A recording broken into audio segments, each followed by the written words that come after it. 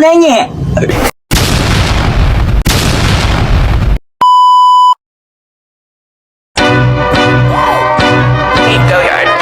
I got so much more.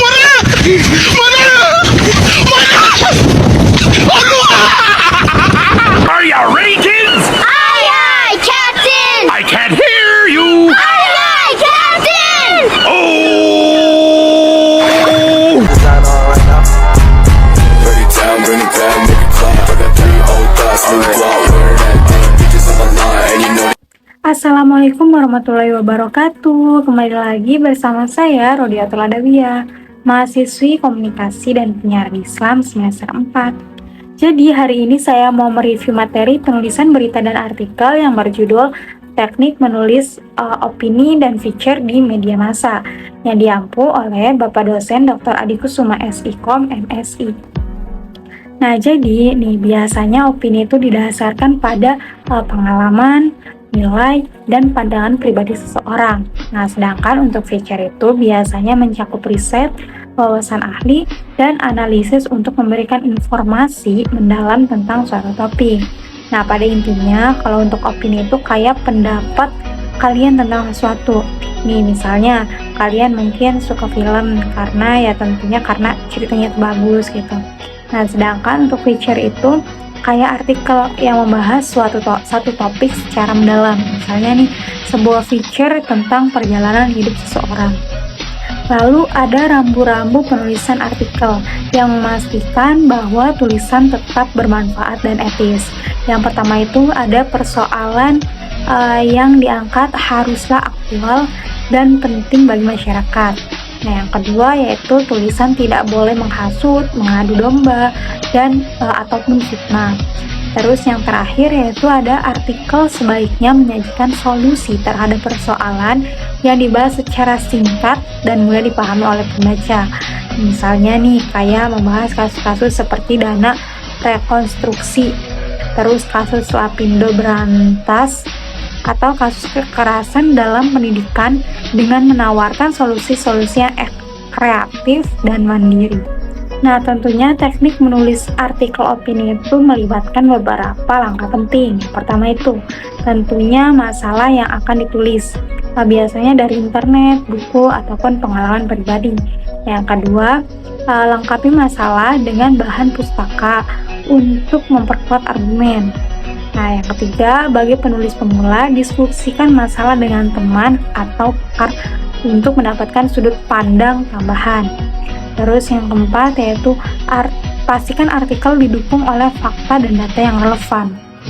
Lalu yang kelima itu berikan saran atau solusi untuk masalah yang dibahas. Yang keenam yaitu cantumkan sumber kutipan jika mengutip pendapat orang lain untuk menjaga kejujuran dan kekurangan informasi. Nah, yang ketujuh, jika merasa ragu terhadap masalah yang akan ditulis, lebih baik membatalkan penulisan untuk menghindari kesalahan. Lalu ada aktualitas opini. Nah, apa sih yang dimaksud dengan aktualitas opini itu? Nah, aktualitas opini itu adalah tentang suatu seberapa relevan topik yang dibahas dengan peristiwa yang terjadi saat ini dalam masyarakat. Nah, ini tuh termasuk kejadian seperti wabah, unjuk rasa, kenaikan gaji, dan biaya pendidikan yang tinggi. Nah, selain itu juga terkait dengan peristiwa yang terjadi secara nasional dan internasional seperti HIV atau AIDS, hari tanpa asap rokok, lalu peringatan hari besar seperti Natal, Idul Fitri, dan Hari Ibu, serta topik-topik seperti pendidikan dan Valentine. Nah, untuk tahap penulisan artikel opini ini terbagi menjadi 3. Yang pertama yaitu tahapan pra-penulisan, yang kedua tahapan penulisan, dan yang terakhir itu yaitu tahapan pasca penulisan. Untuk jenis-jenis artikelnya itu terbagi menjadi 5 bagian. Yang pertama, artikel pengetahuan populer, yang dimana artikel ini menarik dan mudah dimengerti oleh siapapun, seperti temuan penelitian, potret pendidikan, atau sejarah peradaban. Nah, yang kedua itu artikel penuntun praktis, Nah, yang dimana artikel yang memberikan petunjuk atau tips seperti merawat kecantikan, mengelola keuangan dengan sukses, atau cara menolong korban. Lalu ada yang ketiga yaitu artikel politik. Nah, di mana artikel ini membahas tentang persoalan politik dari berbagai dimensi, seperti kebijakan lingkungan hidup, pendidikan, ekonomi, dan budaya.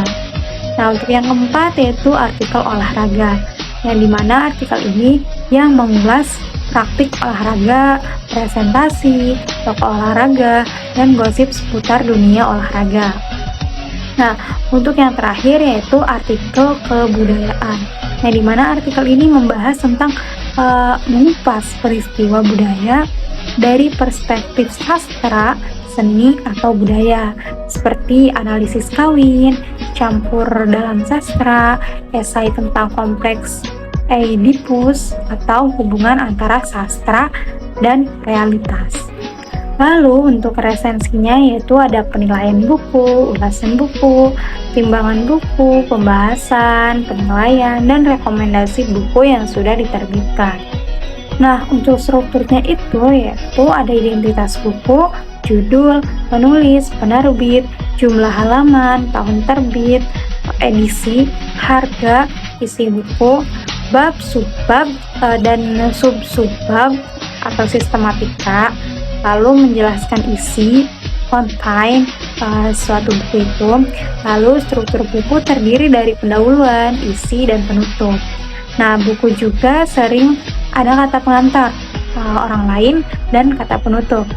Lalu rekomendasi, yang terakhir itu ada kesan presensi terhadap buku yang diresensi, menyarankan membaca untuk membaca buku tersebut.